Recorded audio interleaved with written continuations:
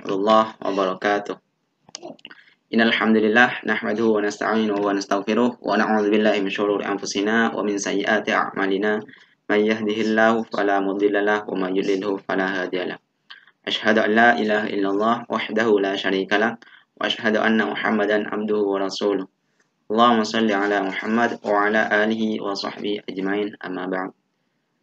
Alhamdulillah, segala puji syukur kehadirat Allah Subhanahu wa taala yang telah melimpahkan rahmat serta hidayahnya kepada kita sehingga kita masih diberi kesehatan, masih bisa melaksanakan dan juga mengerjakan tugas yang diberikan oleh dosen kita kepada kita selaku mahasiswanya.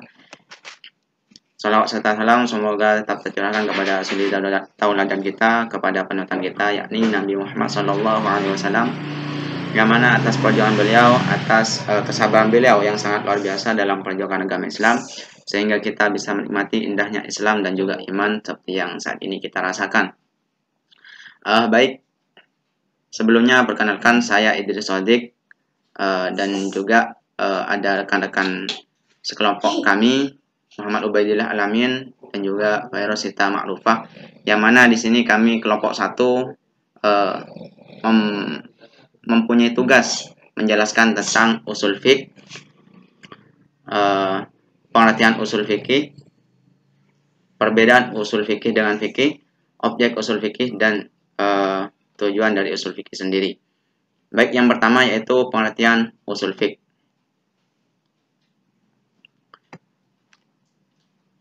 Usul fikih ini berasal dari dua kata, yaitu usul dan fikih. Ya. Usul sendiri berasal dari bahasa Arab, yang berasal dari kata usul yang berarti ma yubna alaihi ghairu, yang mempunyai arti apa yang dibangun di atasnya selainnya. Nah ya, ma yubna alaihi ghairu, apa yang dibangun di atasnya selainnya. Kalau kita pikirkan makna dari ma yubna alaihi ghairu ini, apa yang dibangun di atasnya selainnya, apa ya yang dibangun di atasnya selainnya. Coba kita renungkan. Apa kira-kira apa yang dibangun di atasnya selainnya? Nah, baik, yang dibangun di atasnya selainnya ini maksudnya adalah akar atau fondasi. Benar gak sih akar atau fondasi? Ya, akar, benar gak yang dimaksud yang dibangun di atasnya selainnya? Akar ini kan berada di bawah, di atasnya akar ada kita ibaratkan sebuah pohon. Ya, di atasnya akar ada batang, ada ranting, ada daun, ada buah. Ya, jadi benar pengertian dari ma yubna alaihi ghairu ini, apa yang dibangun di atasnya selainnya, yaitu akar atau fondasi. Fondasi juga sama kan? Kalau ibaratkan bangunan itu sebelum membangun rumah itu pasti dimulai dari akarnya, dari fondasi. Ya, fondasi. Di atasnya fondasi ada batu bata, ada atap dan juga sebagainya. Tidak mungkin yang dibangun dulu ini atapnya dulu. Ya, nanti kalau yang dibangun atapnya dulu mesti nanti melayang ke angkasa gitu. Jadi pastinya fondasi dulu ya. Jadi ini pengertian dari usul, yaitu ma yubna alaihi ghairu, yang dibangun di atasnya selainnya, yaitu akar atau fondasi ya. Sedangkan menurut istilah yaitu ad-dalil, yang artinya dalil. Jadi usul ini adalah dalil yang seperti dari Al-Qur'an, dari Al-Hadis, dari Sunnah, Ijma dan sebagainya. Jadi itu pengertian dari usulnya. Yang kedua yaitu fikih. Fikih sendiri juga berasal dari bahasa Arab, yaitu dari kata al-fahmu, yang berarti pemahaman yang mendalam. Jadi al-fahmu ini pemahaman yang mendalam, bukan hanya sekedar paham, akan tetapi dipahami secara mendalam. Ya, sedangkan menurut istilah yaitu al-ilmu bil ahkam syar'iyyatil amaliyah al-muktasab min adillatiha tafsiliyah. Jadi secara istilah fikih ini adalah merupakan ilmu apa? Bil ahkami, ilmu yang membahas tentang hukum-hukum asy'ariyati, hukum syar'i, al-amaliyah yang bersifat amaliyah, al-maktasab min adillatiha tafsiliyah yang diperoleh dari dalil-dalil yang terinci mendetail. Jadi menurut istilah fikih ini merupakan al-ilmu bil ahkami yang membahas tentang hukum-hukum asy'ariyati syar'i. Hukum-hukum syar'i itu seperti hukum wajib, hukum haram, hukum mubah, hukum sunnah. Jadi dan semacamnya seperti itu. Jadi ini hukum-hukum syar'i, hukum-hukum syar'i yang bagaimana? Yang bersifat amaliyah. Ya, yang amaliyah, yang berasal dari perbuatan sehari-hari kita. Ya, intinya hukum syar'i yang sifatnya itu dari perbuatan kita. Cara memperolehnya itu digali dari dalil-dalil yang terperinci jadi dalilnya itu mendetail. Jadi itu. Jadi hukum-hukum syar'i kayak mubah, terus haram, sunnah dan sebagainya itu diperoleh dari dalil-dalil yang terinci ya. Jadi ada dasarnya juga. Jadi itu fikih, pengertian dari fikih. Maka untuk selanjutnya ada beberapa pengertian tentang usul fikih, yaitu yang pertama menurut Al-Baidawi. Menurut Al-Baidawi, usul fikih ini adalah ilmu yang memahami dalil-dalil fikih secara global. Bagaimana menggunakannya dalam menyimpulkan sebuah hukum fikih serta persyarat seorang mujtahid. Ya. Jadi usul fikih ini menurut Al-Baidawi adalah ilmu yang mempelajari bagaimana cara memahami dalil-dalil fikih itu yang global ya. Jadi cara memahaminya itu dipahami secara global, bukan hanya dari satu sudut pandang, tapi dari berbagai sudut pandang atau dari berbagai dasar, bukan hanya satu gitu. Jadi ini menurut Al-Baidawi. Sedangkan menurut jumhur ulama usul fikih ini merupakan himpunan kaidah yang berfungsi sebagai alat penggalian hukum-hukum syar'i dari dalil-dalilnya ya. Jadi menurut jumhur ulama ini usul fiqh merupakan himpunan kaidah, sekumpulan kaidah yang fungsinya itu mencari tahu, menggali hukum-hukum syar'i itu dalilnya dari mana saja. Jadi seperti itu ya. Ini menurut jumhur ulama. Sedangkan menurut Abdul Wahab Khalaf ini ya, usul fikih merupakan kumpulan kaidah-kaidah atau metode penggalian hukum-hukum syar'i mengenai perbuatan manusia atau amaliyah dari dalil-dalil yang terperinci. Jadi menurut Abdul Wahab Khalaf ini usul fikih merupakan sekumpulan kaidah-kaidah ya atau metode bagaimana cara menggali, mencari tahu asal dari hukum-hukum syar'i itu mengenai perbuatan manusia, mengenai amaliyah manusia ya, dari dalil-dalil yang terperinci. Jadi hukum syar'i itu digali dari mana saja dalilnya seperti itu. Jadi itu pengertian dari usul fikih dari beberapa pendapat. Maka untuk selanjutnya yaitu perbedaan usul fikih dan fikih ya.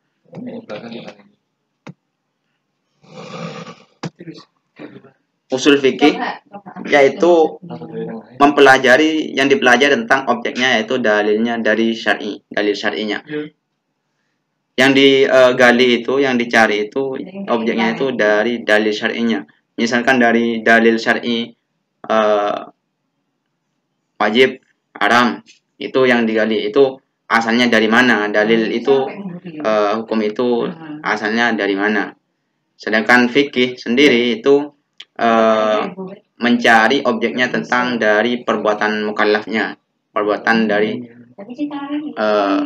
manusia ya.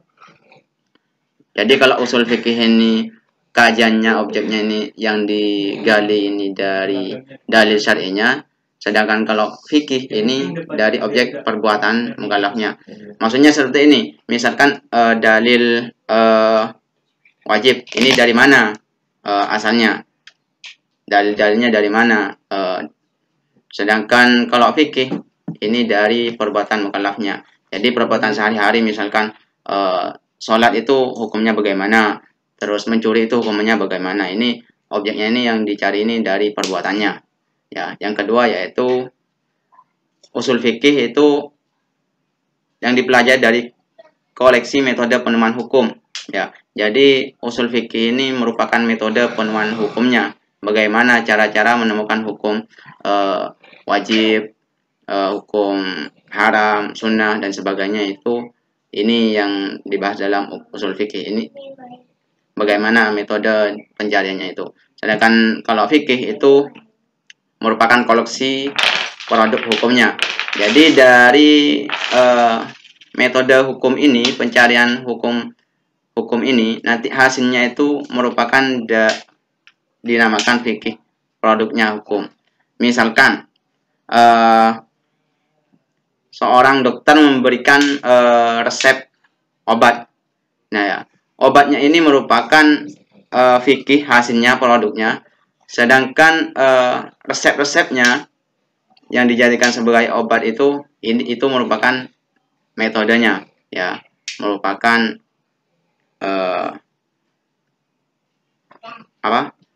isi-isi dari obat itu sendiri. Jadi seperti itu. Dan selanjutnya tentang objek usul fikih akan disampaikan oleh rekan sekelompok kami, oleh Fairosita Ma'rufah. Untuk waktu dan tempat kami persilahkan. Oke, selanjutnya saya akan menjelaskan mengenai objek usul fikih. Di sini akan dijelaskan menurut dua pendapat. Yang pertama pendapat para ulama usul fikih dan yang kedua menurut pendapat Muhammad Al-Juhaili. Siapa itu Muhammad Al-Juhaili? Beliau merupakan dewan fikih yang ada di Mekah, Jeddah, Amerika, dan Sudan. Beliau itu merupakan penulis dari 200 kitab yang terdiri dari, kalau nggak salah itu 16 jilid buku dan 500 artikel. Nah, yang pertama saya akan menjelaskan mengenai menurut para ulama usul fiqh sumber-sumber hukum Islam. Di sini menurut para ulama usul fiqh, sumber-sumber hukum Islam itu antara lain yaitu Al-Quran, terus hadis, ijma, qiyas, maslahah, istihsan, dan lain-lain. Kemudian yang kedua yaitu metode penggalian hukum dari sumbernya. Contohnya seperti menerapkan hukum wajibnya sholat itu diambil dari perintah sholat pada surat Al-Baqarah ayat 43 yang menunjukkan bahwa sholat itu adalah kewajiban. Kemudian yang ketiga yaitu persyaratan orang yang berwenang melakukan istimbat hukum. Nah, yang keempat mengenai kaidah-kaidah. Contoh kaidah di sini itu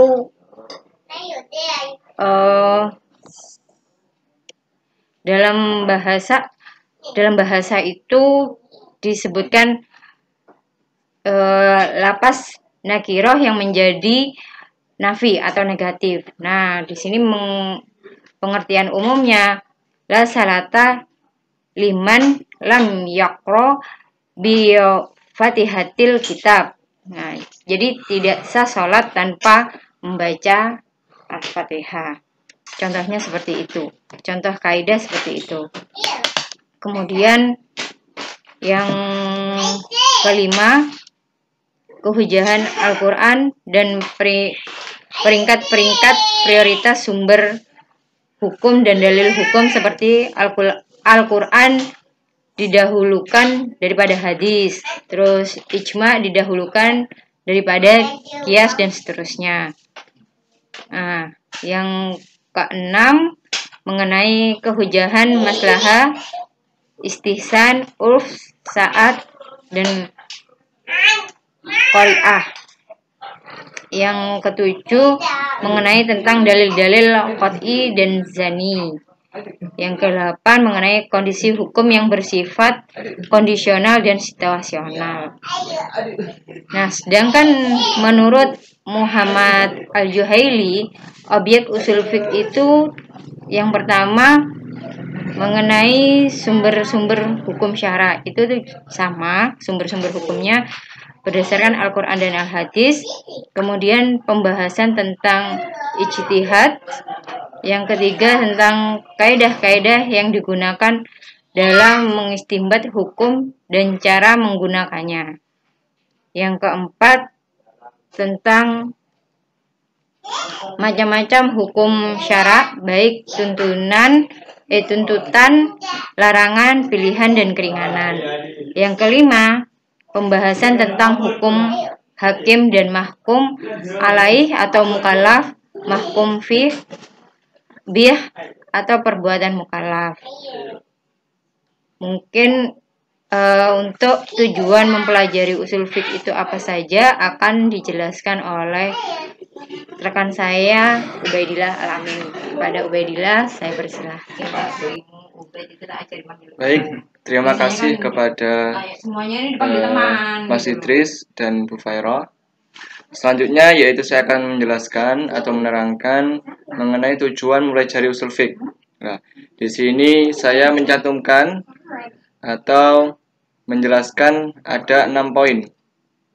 Yang pertama, tujuan kita mempelajari usul fiqh yaitu yang pertama sebagai alat, sarana, dan metode untuk mendapatkan hukum syara' dari Al-Quran dan hadis. Yang kedua, yaitu adalah untuk memelihara agama dari penyimpangan dan penyalahgunaan dalil-dalil. Yang ketiga, yaitu memberikan pengertian dasar tentang kaidah-kaidah dan metodologi ulama dalam menggali hukum. Yang keempat, mengetahui kaidah-kaidah serta prinsip umum syariat Islam. Yang kelima, mengetahui keunggulan dan kelemahan para mujahid. Dan yang terakhir, yaitu adalah untuk mengetahui patut dan tidaknya fatwa seorang mujahid dijadikan rujukan. Jadi, secara umum, pengertian atau tujuan mempelajari usul fiqh yaitu adalah untuk menerapkan kaidah-kaidah dan pembahasannya terhadap dalil-dalil yang terperinci untuk mendatangkan hukum syariat Islam yang diambil dari dalil-dalil tersebut. Jadi, dengan kaidah dan pembahasan ilmu usul fiqh dapat dipahami nas-nas syariah dan hukum-hukum yang dikandungnya. Baik, itu saja dari saya. Kurang lebihnya mohon maaf. Kami dari kelompok pertama, apabila ada salah kata mulai awal hingga akhir, kami mohon maaf yang sebesar-besarnya. Sekian, wastabiqul khairat. Wassalamualaikum warahmatullahi wabarakatuh.